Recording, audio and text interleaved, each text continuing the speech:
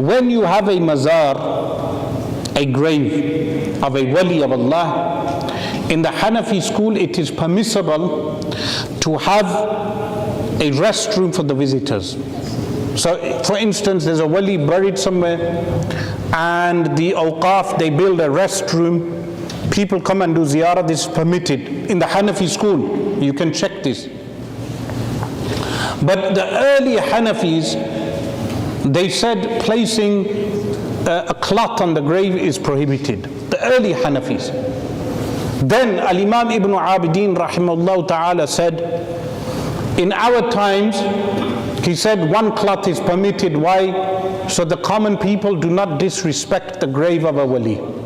Because when you go to a graveyard, you see the graves, you will think these are the graves of common people. He said one cloth is permitted.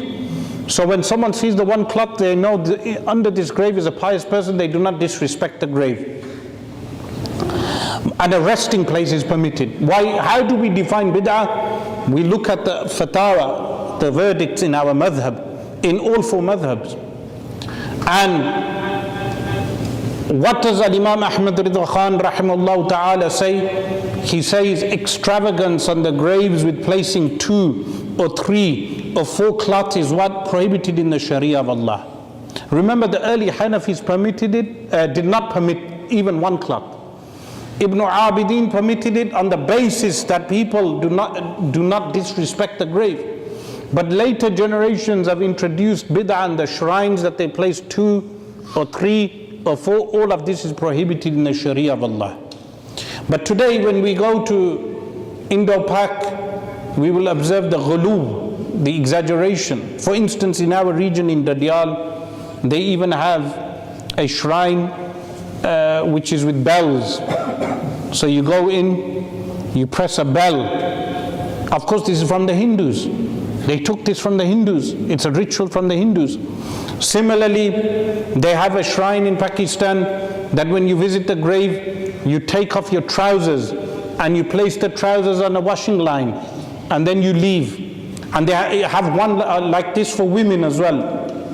Now what happens, the intelligent person, he sees this and he thinks this is the Barelvis. He thinks this is the Sufis. He thinks this is the Ahl Sunnah people. They do this. They permit this. And what do then? They go to the opposite extreme, which is Wahhabism. How is Wahhabism the opposite extreme, someone may say? The opposite extreme of Wahhabism is such that what they do is they demolish the entire shrine. They demolish the entire grave. And in some points, what will they do? They will exhume the body. This happened in Libya. So in Libya, the shrines are preserved. But when the Wahhabis, after NATO's support, they removed Gaddafi, some of them, what did they do? They demolished entire shrines and they exhumed some of the bodies of the Awliya radiallahu anhum. So that's the other extreme, because they associate practice with shirk. But in Ahl Sunnah wal Jama'ah is the middle way. The Ummatan Wasata, the middle way. That firstly, if there is a salih person buried in a grave, we preserve the grave. It's not permissible to make the grave high. If they build a structure around the grave which is high, it's permitted in order to preserve the grave. But what we do not do is ghulu, exaggeration around the graves. But because Indo-Pak has Hindu culture, what they do is they mix Hindu culture into their visitation of graves. So if you go to Ajmer Sharif today, you will observe Hindu culture in how they practice visiting the shrines. They have Hindu culture. So they have no adab of firstly visiting the graves. One of those things, the ghulu, is the circumambulation tawaf of the graves. This is a bid'ah which is introduced in the deen of Allah.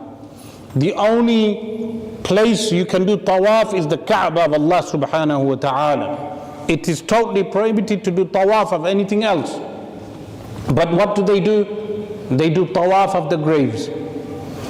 Additionally, they have some people doing sajda to the graves. Now, Some of the fuqaha in the other madhahib, like Ar-Ramli and others, they have mentioned if someone kisses the ataba, which is the doorstep of a wali's shrine, it's permitted. They mention this.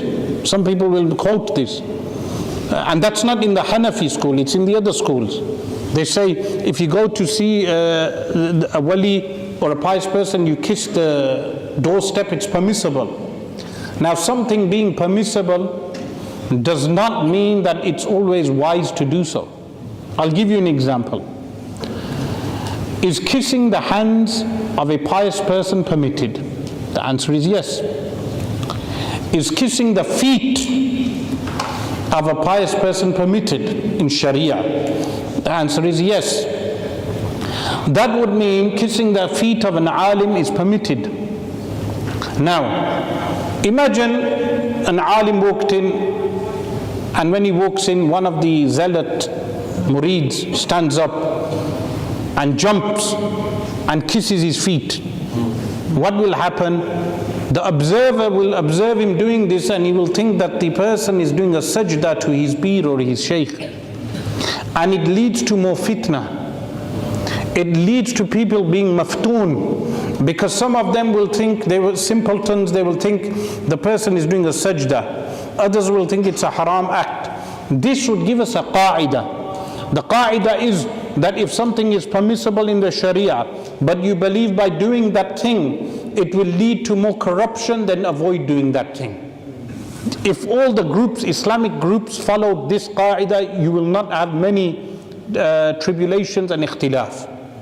That certain things are permitted, but if you believe by doing that permitted thing it would lead people becoming maftoon, then you avoid that thing, even if you believe that thing is permitted. And kissing the feet of people would fall into that. So similarly, Al-Imam Ahmad Rida Khan rahimahullah ta'ala, he mentions that kissing the graves of the awliya is mamnu'. He uses the word mamnu'. Why do they use the word mamnu' in fiqh? Because if something is permissible in itself, but it becomes impermissible because of extraneous factors, then they use the word mamnu'. He says you stand 4 feet away from the grave. You do not go and kiss the grave. You do not even touch the grave. He mentions all of this. But why did he mention this? What fiqh was this based upon? It was based upon the fact that one thing leads to another, and then people exaggerate how they behave around the graves. So similarly, we need to practice these things, because we have people today, they will jump on the shrine and they even cling to the shrine, and then they shout out the name of the wali, which is totally disrespectful. Why is it disrespectful? For instance, we have Mufti Sahib here. If someone stood in front of him and started shouting, Mufti Sahib, Ya Mufti Sahib, it's disrespectful. Why is it disrespectful? The person is not deaf. You call to him with adab. So similarly, when you go to the grave of a Shaykh Abdul Qadir al-Jilani radiyallahu anh, if you cling to the grave and you start saying, Ya Shaykh Abdul Qadir, is this adab with the Imam Abdul Qadir al-Jilani radiyallahu anh? The answer is it is not adab. The adab is you stand far. The adab is that you do not shout out aloud. The adab is you do dua to Allah subhanahu wa ta'ala to benefit you from your ziyarah of Shaykh Abdul Qadir al-Jilani radiyallahu anhu. This is the adab. This is the balanced way of al-Islam and the balanced way of Ahl Sunnati wal Jama'ah.